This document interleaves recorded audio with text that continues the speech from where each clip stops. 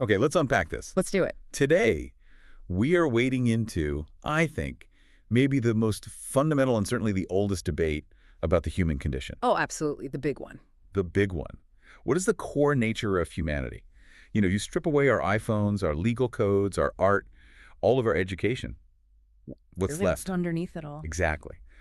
Are we, at our biological core, are we fundamentally decent, gentle, collaborative creatures? The Rousseauian noble savage who's only corrupted by society. Mm. Or are we, deep down, the Hobbesian nightmare? Mm-hmm. Predators, savages whose natural state is just chaos, competition, and a constant brutal war. It's the ultimate psychological and philosophical swing, isn't it? And society, I think, it constantly forces us to choose one of those extremes. It does. There's no middle ground offered. No. We're left just oscillating between this pure idealized vision of the inherently good soul and then this really stark, cynical view that every human achievement, every civilization is ultimately built on a foundation of dominance and aggression. And that it's all just maintained by these thin, fragile social contracts. Exactly. One crisis away from collapse. Right. So we've been given a stack of sources that explore this very dichotomy. They draw on, everything. History, anthropology, neuroscience, archaeology. The whole gamut. And our mission today is to figure out if this is actually a false choice. We want to synthesize the evidence for both violence and cooperation and, crucially, arrive at a definition of human nature that's more nuanced, more flexible, and I think far more useful for the way we live today. That's the real goal. I mean, the story we tell ourselves about human nature, it's not just some academic exercise. No, it has huge implications. It dictates everything. It defines how we structure our legal systems. Are we trying to rehabilitate or just repress? It guides how we approach education. Are we teaching kids how to cooperate or how to compete and win? It's a fundamental assumption. If you believe humans are innately monsters, you design prisons. And if you believe humans are innately perfect, you ignore the dangers. You're naive. So this deep dive, it has to provide that critical framework to navigate the world without falling into either simple cynicism or dangerous naivety. Okay, so here's the plan. We'll start by locking down our terms. What does natural even mean here? It's a slippery word. Very. Then we'll dive deep into the biological and historical evidence supporting that darker view before giving equal airtime to the really compelling evidence for cooperation. And finally, we'll move to what I think is the most fascinating part of the analysis, how culture acts as the ultimate external shaper of our internal potential. Sounds like a plan. So before we start throwing historical atrocities and acts of incredible kindness into the ring, we absolutely have to set the stage. I have to. When we ask, are humans naturally violent or peaceful? That single word, naturally, is doing a tremendous amount of work. And it can be interpreted in at least three distinct and often really confusing ways. It's the linchpin of the whole debate. I mean, if we don't get some definitional clarity right now, we'll just spend the rest of the time talking past each other. Completely. The sources we looked at, they identify three key interpretations that philosophers and scientists, they often just mix them all up. Okay, let's break them down. Let's start with interpretation number one, biological tendencies. Right. This is the evolutionary question, really. What did the last 200,000 years of survival pressures primarily equip us for? What kind of social animal are we, designed to be? Were our ancestors selected for traits that maximized individual gain through aggression? Or for traits that maximize group survival through, collective action? Exactly. It's asking about our fundamental blueprint. Yeah. The instincts, the wiring we inherited. Okay, so that's the first one. The second interpretation drills down a bit more into the individual. It asks about innate drives. Innate drives. This moves beyond those broad evolutionary pressures to ask. Are aggression or empathy hardwired? Are they present from birth, independent of any cultural learning? It's a fascinating thought experiment. If a human baby were raised in complete isolation, which, thank God, is impossible, which drives would manifest first? Would it be the urge to dominate or the urge to comfort? What's there before any social lesson is ever imparted? That's where biology and psychology really intersect. They do. And the third interpretation, this is the one that makes for the best and probably the worst historical fiction. And a fun one. The fun one, the image of humans without civilization. This is that classic state of nature thought experiment. If you stripped away all modern institutions, laws, police, education, governments, what would the human that's left over look like? Would we just revert to brutal tribalism? Or would we see small, self-organizing communities of mutual aid just immediately spring up?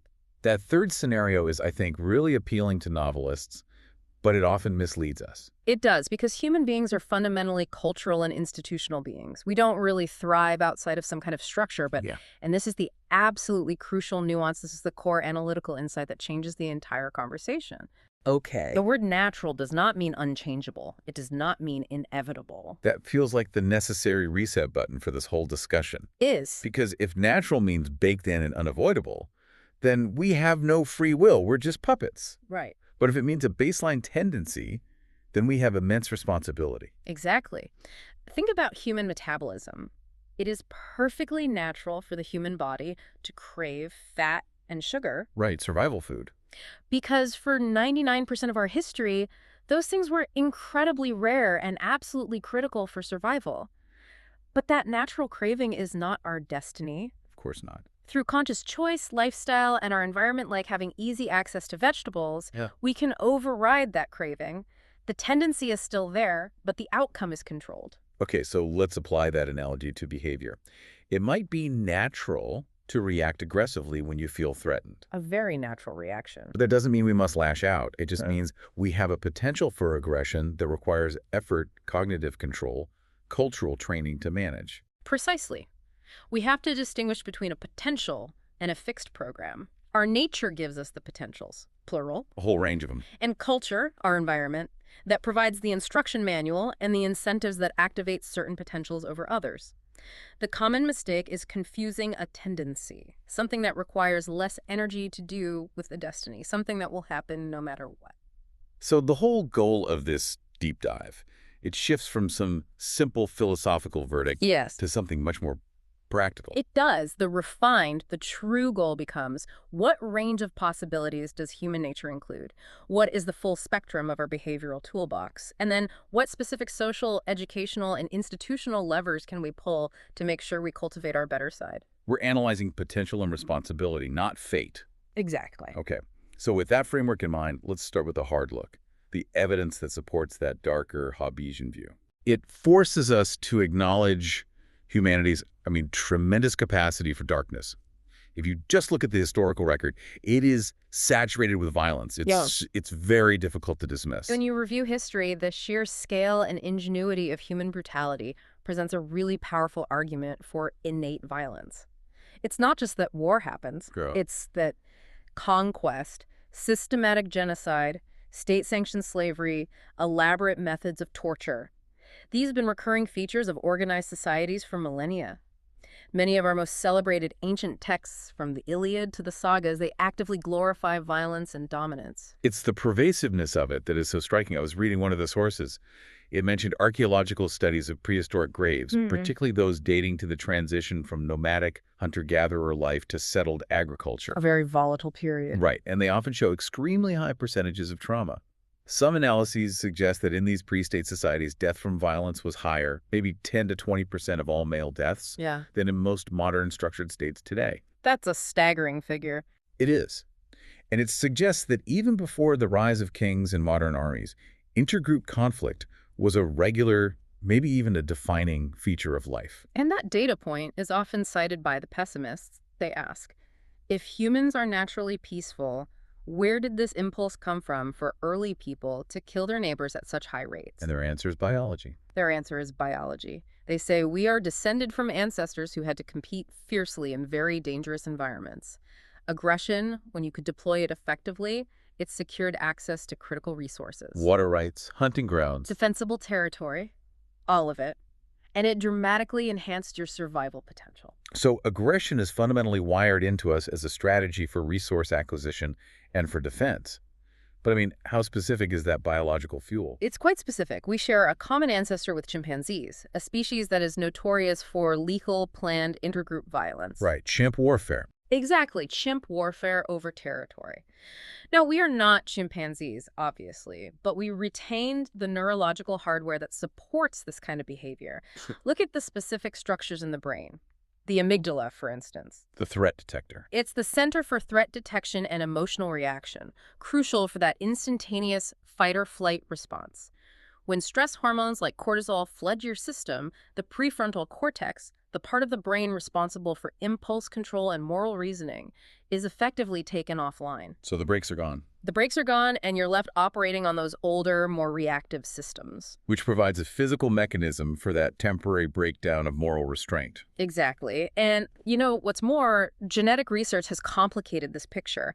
There's been a lot of public discussion around variants of genes like MAOA, monoamine oxidase A. The so-called warrior gene. Right, which is a controversial nickname. And it's a vast oversimplification to say one gene makes a person violent. But the research shows that individuals with certain MAOA variants, especially when they're exposed to severe early childhood trauma or abuse, they display a significantly increased risk of impulsive aggression and antisocial behavior. So it's a combination. It's the gene plus the environment. It's the combination, which suggests that the biological potential for aggression is real, it's measurable, and it's dependent on environmental factors for activation. So the pessimistic argument really boils down to this. We are biologically predisposed to react with force and dominance, and history is just the large-scale expression of that predisposition, constantly seeking opportunities to reassert itself. Yes, they would argue that culture merely places a thin artificial veneer over this underlying aggressive structure. So moments of peace are just temporary. They see them as temporary truces, enforced by mutually assured destruction or a strong centralized power, rather than as reflections of some genuine heartfelt connection. The scale of historical brutality, to summarize, proves an intrinsic violent component from the very start. That picture is powerful, and it's terrifying. It really highlights that we are not passive creatures. We are fundamentally capable of great harm. We are. Now, though, we have to pivot and see why that view is ultimately incomplete. Right, it's only half the story. So it's time to pivot. Acknowledging the shadow is necessary, but if we stop there, we miss an equally strong and, I would argue, more sustained body of evidence supporting the deep human potential for peace and cooperation. And here's where it gets really interesting. This is what I was thinking.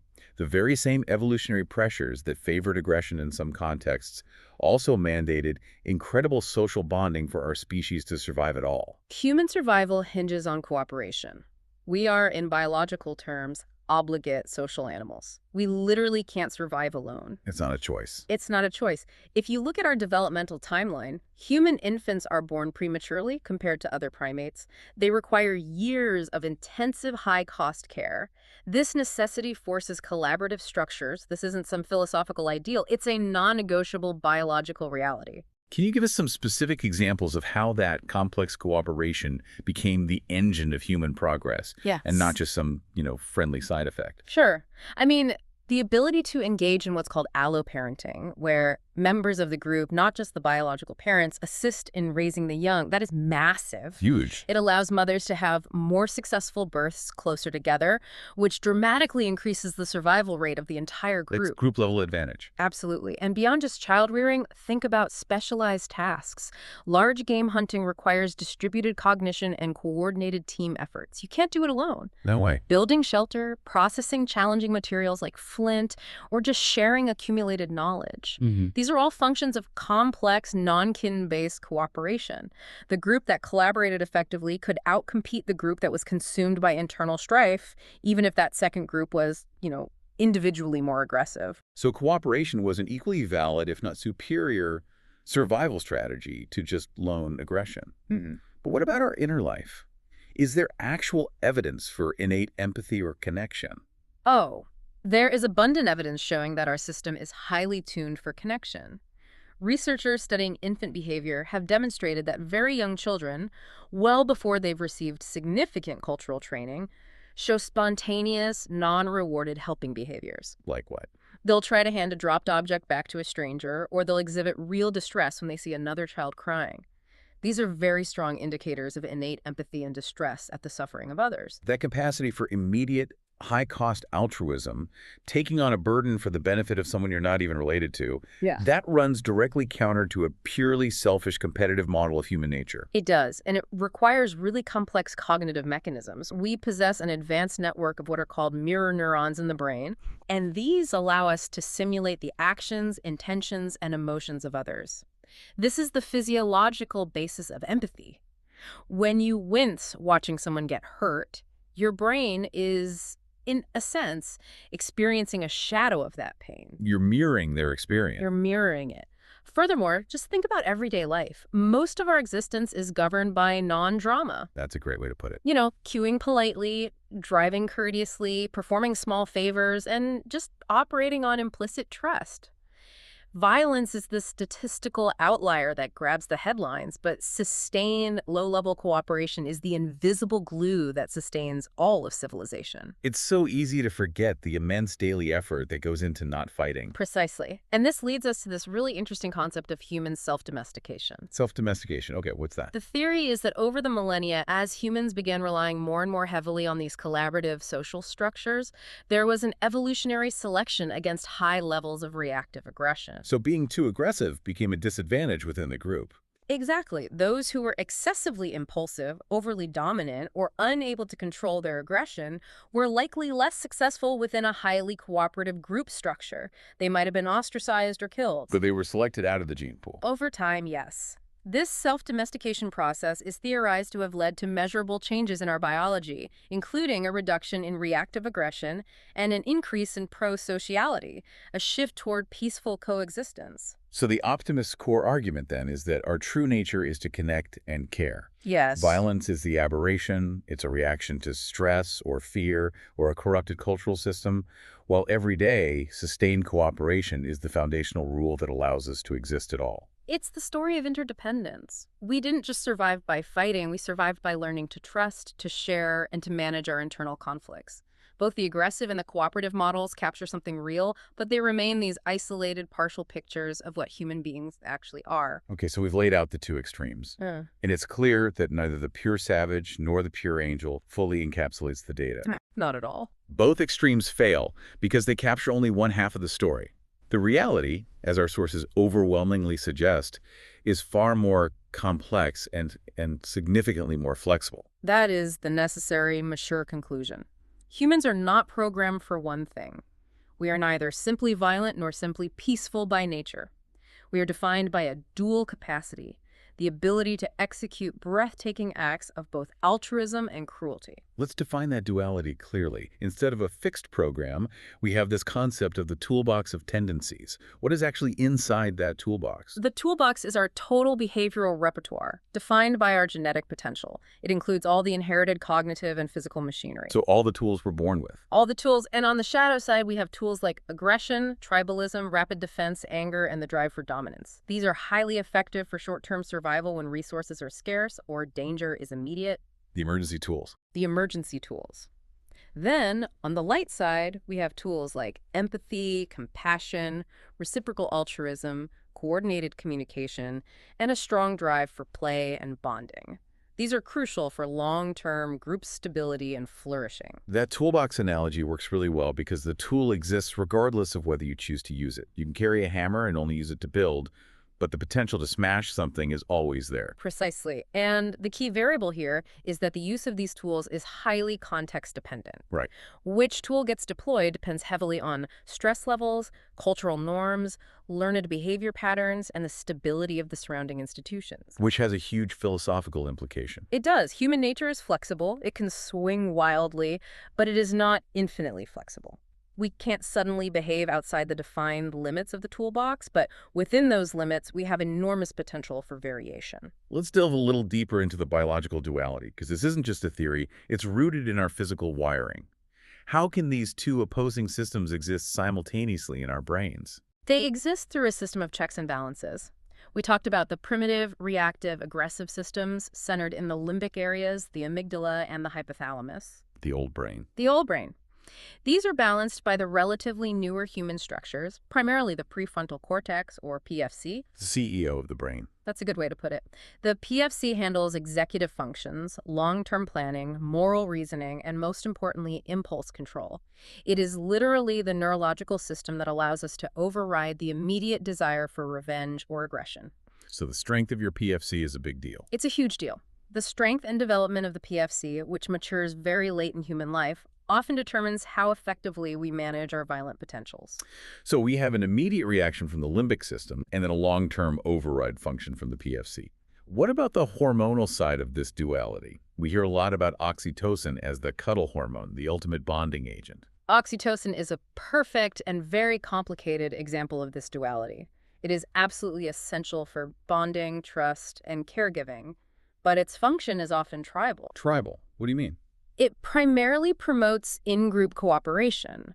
It strengthens the bonds between members of our group, but studies have shown that it can, under certain conditions, actually increase suspicion, fear, and aggressive behavior toward the outgroup. Wow. It's not simply a universal love potion, it's a group cohesion agent that can enforce boundaries aggressively. That is a staggering complication. Oh, So the very same chemical that allows us to love and trust our families also makes us better equipped to fear and defend against strangers. it perfectly summarizes the human paradox. It really does. Therefore, to ignore either the aggressive threat response system or the empathetic bonding system is to ignore reality. We are dangerous animals with a profound capacity for love, or maybe we're creatures capable of breathtaking kindness who are structurally prone to tribalism and violence under stress. Which means the question, which one is more natural, becomes intellectually bankrupt. Absolutely. The question is a distraction. We have to abandon that non-productive philosophical debate and adopt the actionable inquiry. What conditions and cultural practices bring out one side of our potential rather than the other? We shift the focus from biological determinism to environmental responsibility. That's the only productive way forward. Okay, so since we've established that humans have this dual capacity, the next logical step is to understand the external mechanisms, the triggers, The catalysts. the catalysts. Violence is not a steady state, it's an event. And specific, powerful external conditions act as catalysts, pushing individuals and groups to reach into the aggressive side of their behavioral toolbox.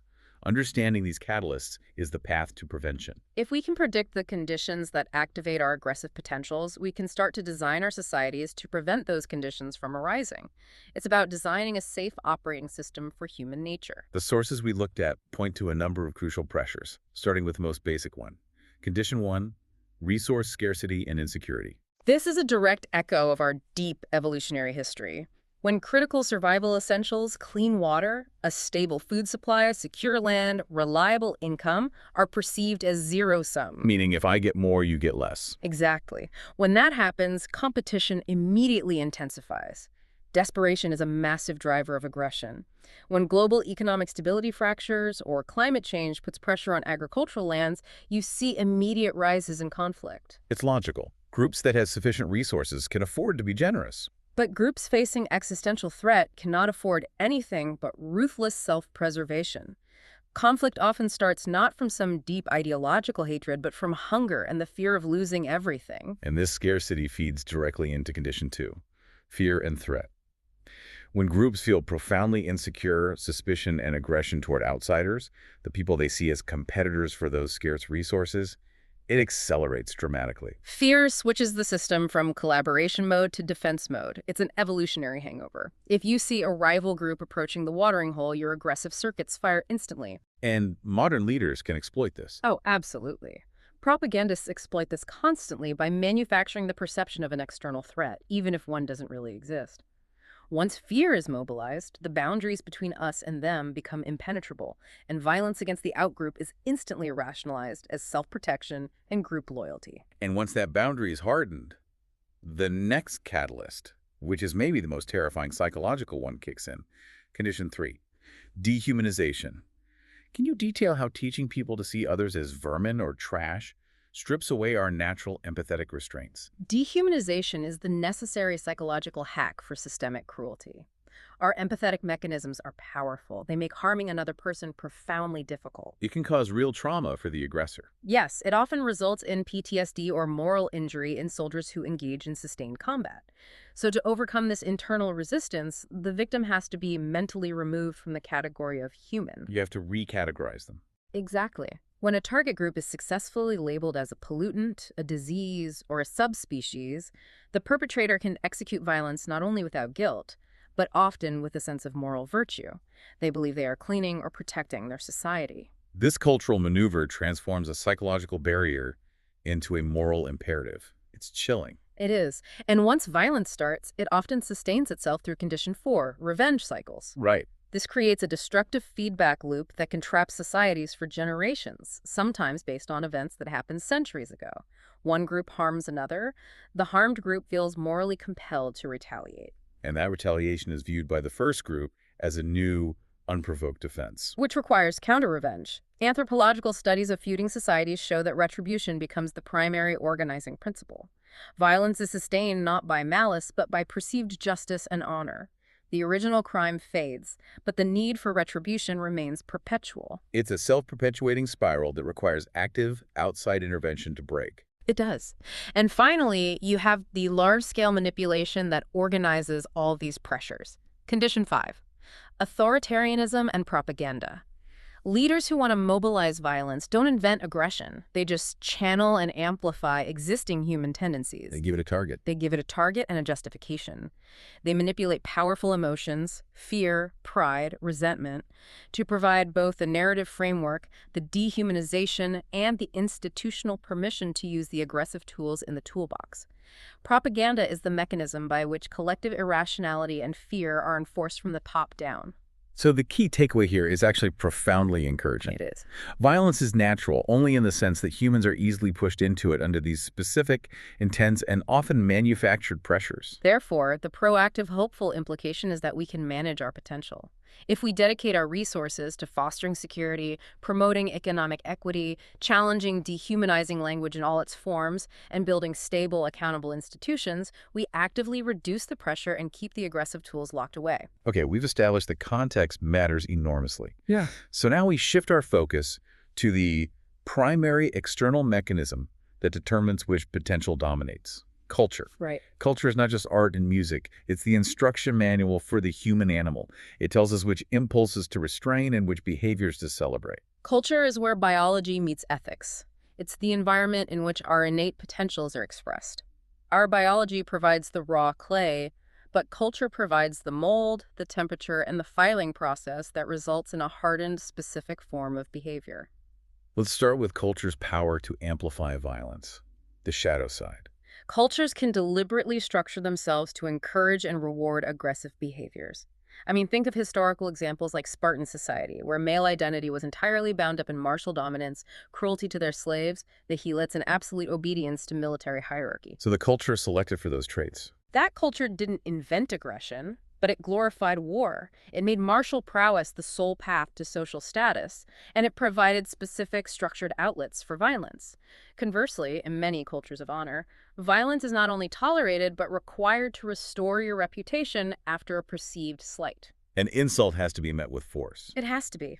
These systems actively teach hatreds us versus them based on ethnicity or creed explicitly from childhood, ensuring the next generation is prepared to fight the last generation's battles. The reward system is so crucial here. If aggression gets you food, status, and mates, it will be the behavior of choice, even if it contradicts some deep-seated desire for peace. Absolutely. Culture provides the justification, the skills, and the positive reinforcement. But, and this is the hopeful part, culture is also equally capable of acting as the counterbalance, the force that actively nurtures our better, more pro-social nature. So, how does culture cultivate peace and cooperation? Well, it does this by actively focusing on conflict management and the de-escalation of those ancient drives. For example, cultures that prioritize explicit empathy training, What would that look like? teaching perspective taking, or running scenarios that encourage you to see a rival as a complex human being, not a caricature. Doing that builds stronger, empathetic bridges that are much harder for dehumanization to cross. That's vital. And you see this in anthropological examples of known peaceful societies, like the Semai of Malaysia or the Pygmies of the Congo. Their cultures don't suppress aggression completely, that's impossible, but they have developed highly effective mechanisms for channeling or resolving conflict early. How do they do that? They often rely on public confession, communal ridicule, or elaborate, ritualized, nonviolent dialogues that force the disputing parties to acknowledge mutual pain and find some kind of resolution. Crucially, they actively discourage personal dominance and zero-sum competition. Which ensures that the aggressive tools are simply not the easiest ones to pick up. Exactly. Their cultural norms make the nonviolent path the path of least resistance. Which means education and environment are fundamental here. They are. Studies in developmental psychology confirm that children raised in stable environments of care, support, and transparent conflict resolution, where they are exposed to good modeling, are significantly more likely to exhibit stable, pro-social behavior. Their whole reward system is calibrated for collaboration. And the opposite is also true. Conversely, those raised in chronic neglect, humiliation, or endemic violence often exhibit hypervigilance and aggression as a defensive, learned coping mechanism. It's a successful strategy for survival in a hostile world. Which brings us to institutions. Institutions are just culture codified into rules. How do stable institutions reinforce peace? Institutions are the ultimate cultural guardrails. Systems of law, democratic processes, economic regulations. They are designed not to abolish human nature, but to manage its Or extremes, channel to it? channel it. A successful legal system is one that removes the profit motive from violence, no more conquest, and provides a non-violent mechanism for dispute resolution, like courts instead of feuds. It actively enforces fairness. It reduces the triggers.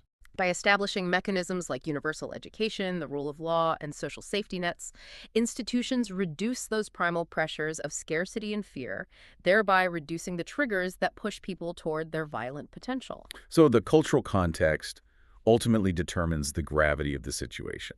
It decides whether we fall naturally toward war or toward negotiation. Exactly. And this allows us to directly challenge the lazy determinism of the past. The argument, oh, it's just human nature, often functions as an excuse. It's a way to avoid responsibility. It's a way to avoid the hard, necessary work of building fairer systems and actively teaching better cultural norms. If we accept this nuanced view, we lose the excuse, but we gain the powerful responsibility to shape the environment. Okay, so we've arrived at our synthesis. We are a blend of dangerous capacity and breathtaking kindness. We understand the biological duality and the cultural steering mechanisms. Now we have to ask the big so what question. Right. What is the practical, real-world impact of accepting this complexity?